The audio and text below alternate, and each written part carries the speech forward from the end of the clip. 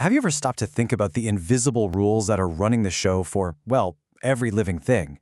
Today, we're going to dive into the three fundamental design principles that every single cell has to obey. We're talking from the tiniest bacteria all the way up to the cells inside you and me. This is like the hidden instruction manual for life itself. Really think about it for a second. Why are we made of trillions of microscopic parts, instead of just being one big, giant blob? The answer isn't just some random quirk of biology. Oh no, it's a hardcore law of physics and efficiency that life absolutely had to figure out. So the first piece of this puzzle starts with a really simple but super strict rule. If you want to be an effective cell, you have to be small. And there's a brilliant mathematical reason why. Okay, this right here is the first non-negotiable rule of Cell Club. A cell's surface, its membrane, is its lifeline. It's the only way to get good stuff in and bad stuff out. But here's the catch. As a cell gets bigger, its insides, the volume, just explodes in size. But its surface area, it grows way, way slower.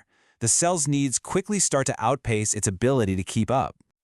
Think of it like trying to run a massive factory, but you've only got a single tiny mail slot for all your deliveries and all your trash. It would be a complete logistical nightmare, right? Well, that's a giant cell. It would literally starve while drowning in its own waste. So staying small isn't just a good idea for efficiency, it is the only way to survive. And this is the sweet spot.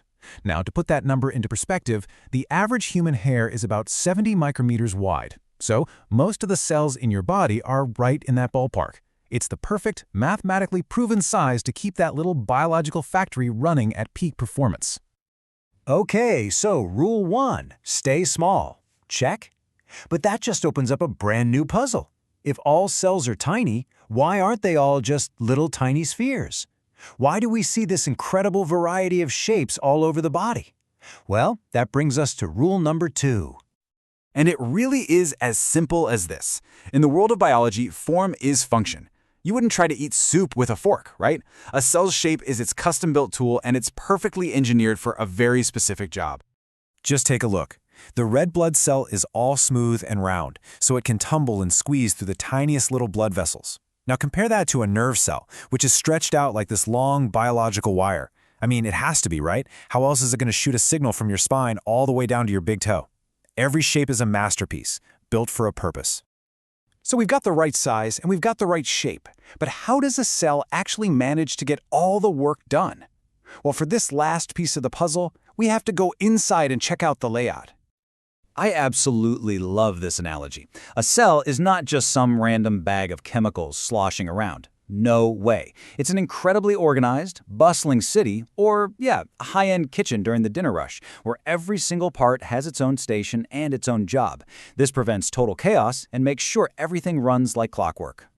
And when it comes to organization, life really uses two basic floor plans. You've got prokaryotic cells, like bacteria.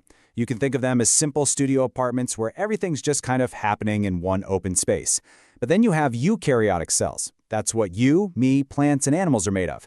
These things are like mansions, with specialized rooms called organelles for every single task, and that allows for way more complexity and control. So let's take a super quick tour of this eukaryotic kitchen. First up, the nucleus. That's the head chef's office, where the precious DNA recipes are kept under lock and key.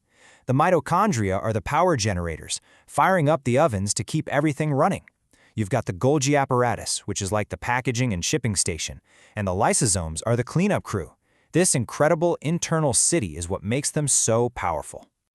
And that complex organization, that's the final secret ingredient. This whole kitchen model is what lets cells specialize and become amazing at one particular job, whether it's being a muscle cell or a brain cell. And then it lets them work together as a team of trillions to build something as impossibly complex as a human being. So there you have it, the 3 fundamental rules. Have the right size for peak efficiency, the right shape for the job, and the right organization to get complex things done. But figuring all this out just leads to an even bigger question. If every single one of these cells is playing by the rules, how in the world do they all coordinate to become tissues and organs and a whole living thing? Now that is the next level of the mystery.